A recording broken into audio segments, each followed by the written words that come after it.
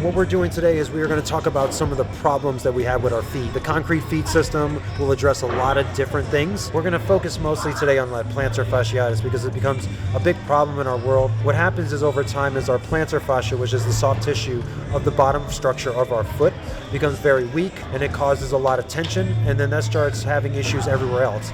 You got 26 bones in your foot, 33 joints, and 100 muscle ligaments and tendons. And to be able to make sure it's very strong, it can be loaded, it's mobilized, that will address the rest of your body just through your feet. That's the reason why we call it concrete feet. It's just like the bottom of a building. The stronger the building's concrete is, the stronger the building is. Same idea with your feet. If your feet are really strong, the rest of your body's going to be strong.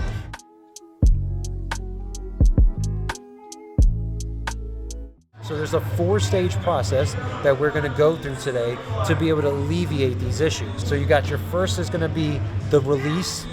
The second is going to be mobilization. The third is going to be stabilization. And the fourth is going to be the load strengthening phase. So the first one you're going to do is you're going to take out of your concrete feet, this is your pod, okay? It's a little bit dense. You put it on the ground, and you can stick it even on top of your foot flex, all right? And what we're going to do is we're going to go through 4 points of contact. One right under the big toe, right here past the big toe, and that second line right there. The third is going to be right there at the front part of your arch, and the fourth is the back part of your arch, okay? What you're going to do is you're going to stand on the pod, just like that, okay? You're going to take about 20 to 30 seconds, and you're going to let it release. You can even push your toe into it a little bit, getting some more mobilization and some more release in that tissue. Once we're done with that piece, then where we're going to go, we're just going to go right there, underneath that second part of that foot, sit on that, let that release. 20, 30 seconds, breathe. Now you can do this in a kneeling position, you can do it in a standing position, whatever you're more comfortable with. After you do that point, then you're going to go to the inside part of that arch.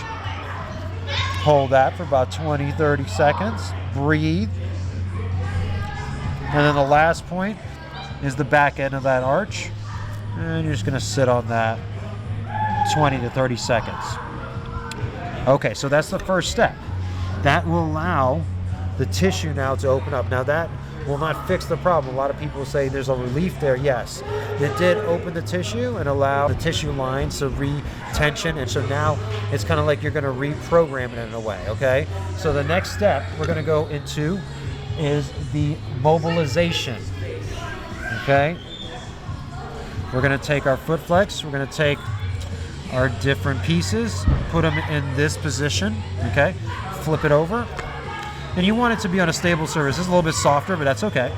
All right. And the first thing you're going to do is mobilize the front part of your foot, the forefoot and your midfoot. You're going to go back and forth. You're going to do that for 30 seconds, okay? After we do the forefoot and midfoot, we are going to flip it back over. And we're going to switch, put our long peg here, short peg here. And then the other short peg we're going to put in the middle of the back ankle plate. Then we are going to mobilize our ankle, isolate it from our mid and forefoot, just like that. Okay, that is the mobilization part of the system. Now we go into stabilization. We're going to go back to the same way we had it the first time for the mobilization. Put it back there just like that. And then you're going to get into a standing position. Now everybody has a different start here, okay, depending on how good your balance is. But I like everybody to start with a stick or something to hold on to. And you're going to bring this foot up when you're holding a stick or some type of structure to support yourself. You're going to do that for 30, 40 seconds. We're going to do that for 4 rounds. Once you get that, then you're going to do the same thing, but you're going to have a stick, and instead of using the stick the whole time, you're going to try to pick the stick up every once in a while. So you're challenging your tendons and your ligaments and your knee and your joints and your hip even to stabilize correctly.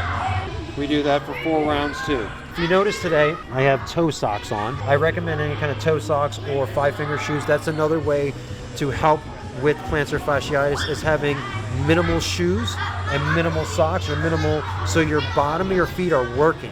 That's the problem most of the time. We're wearing these shoes that have these huge cushions, and what happens is your bottom of your feet are not working. So that is why they kind of go dead. It's kind of where they're not being used, okay? So that's the idea. So in the packet, we have toe spacers. So put your toe spacers on prior to doing these exercises. Once we do that stabilization on the foot flex, we're gonna do the stabilization on the foot arc next. Same thing, okay? Foot on. And what happens here is we're gonna splay our foot out. It allows you to use more of the bottom of your feet when you're on this arc, okay? So try to spread it out as much as possible. Same idea. We're gonna bring that leg up. We're gonna do 4 rounds and let it stabilize. Now the great thing about this is it's not only stabilizing your foot and ankle, it's making you do your knee and your hip all at the same time, okay? That's the idea of stabilizing the whole structure. It's not just one part. Your body's a kinetic chain, so this allows you to stabilize all of it. So it's helping with your balance, it's helping with your knee pain, your hip pain, your ankle pain, strengthening your tendons, and that is the idea. It's gonna do all of that in one system. After you stabilize on, now we're gonna go to the next phase, and that's the loading, strengthening phase. So you're gonna take your 2 slants, just like this, grab your foot flex, let's take off these nice little pegs, and then we're gonna stick this on here, and we're just making a slant out of this, okay? Just like that, okay? Then, you're gonna do the same thing, 30 to 40 seconds, leg up. Now, you see how my leg is lower. Over time, you're gonna bring your leg up a little higher to make it a little bit harder. You're gonna hold 30 to 40 seconds, and then you're gonna do 10 drop downs. 1, 2, where your heel is hitting the ground, okay? If you wanna make it a little bit more challenging, make your heel go out a little farther. And what that's gonna do, that is training your anterior tib of your calf line. So one thing we do not do is train our anterior tib. That is what this loading exercise does. It trains this. When people fall a lot, okay, what happens is they don't pick their foot up and they hit the ground, okay? So the problem is, if you notice, we do flex, but we never flex into this position for your anterior tib. So that's what we're supposed to do, is flex and then step. But a lot of times when we walk, we kind of just bring our foot forward and we hit the ground. And that's why we fall all the time, because this part of our leg is not strong. This part of our calf, which is the opposite side, is the anterior tib, is very weak compared to the calf that we use every day, all day long.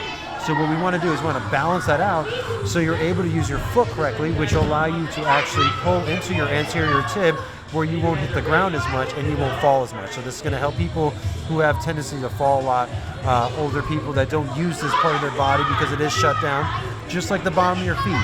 All the things in your body, most of the time, is an unbalance, or it's something that's not working, or something's overworking. So we always want to find out what's overworking, and we want to stop using that as much and then retrain what's not working and balance that system out. And that's true longevity, that's true health, and that's how you stay, injury-free over time for the rest of your life.